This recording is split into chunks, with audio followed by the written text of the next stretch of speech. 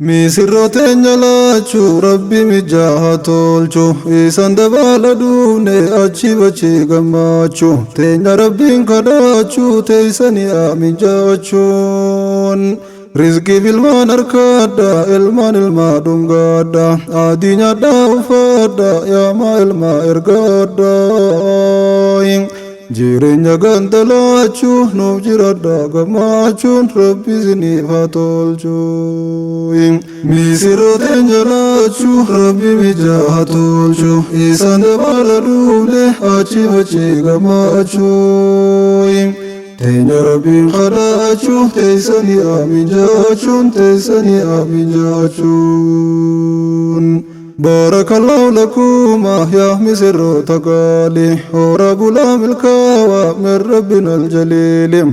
Bultii diiniin jaramte diiniin jiraattu gaali tan akka aliyyiitiif tan Faatimaa rasuuli.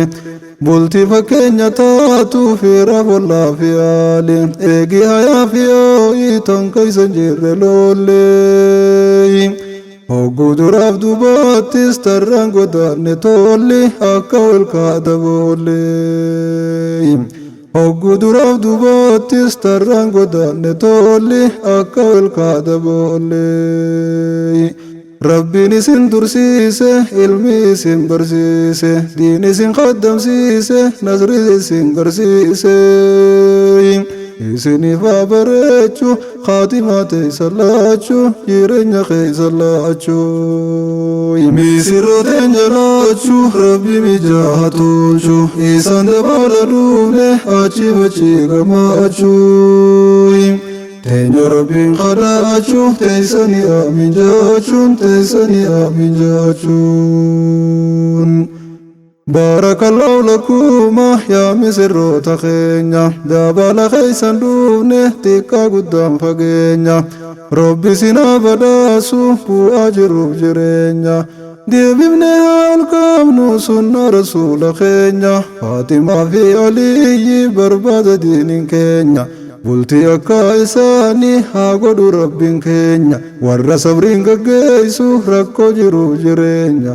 Rabbi isin haa badhaasu ilmaan gaariif qabeenya amin ja'a jabeenyaan. Yaa obboleeyyan keenya jaarratan bultii diini girdoo haraan facaaftan hidhatan girdoo diini duraan deebuun deebaattan guubattan jaalalaani yoomi ol fuuna jacha meesejiif bilbilaani haanis namaa ergacha naaf gaafadhaa jechuun.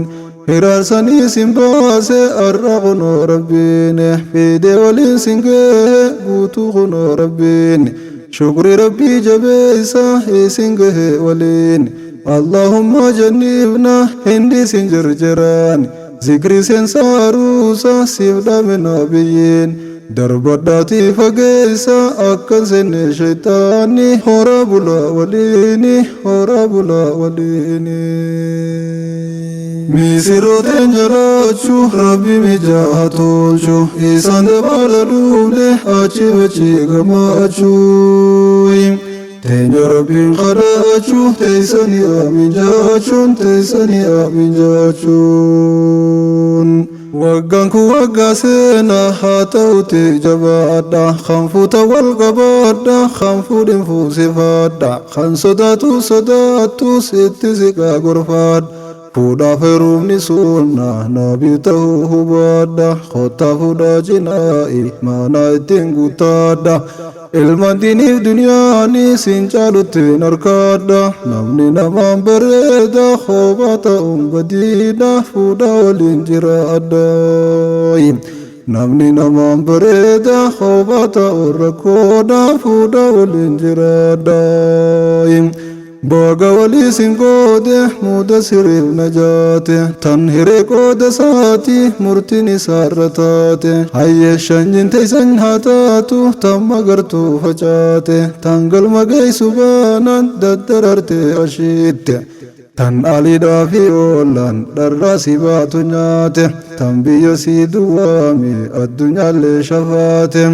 Diiniin hoggantu ijoollee sin haa badhaasu gooyte muda siriif najaate muda siriif najaate muda siriif najaate ويدبن متاته مدسر نجاته ميسروتين جراتشو ربي مجاتوشو إيسان دبالدونه أجي بچي غماتشو Tenya Rabbi kharachu teisani amin jachun teisani amin jachun Misiro tenya rachu Rabbi mijatochu Isan dabaladune achi bachi gamachu Tenya Rabbi kharachu teisani amin jachun teisani amin jachun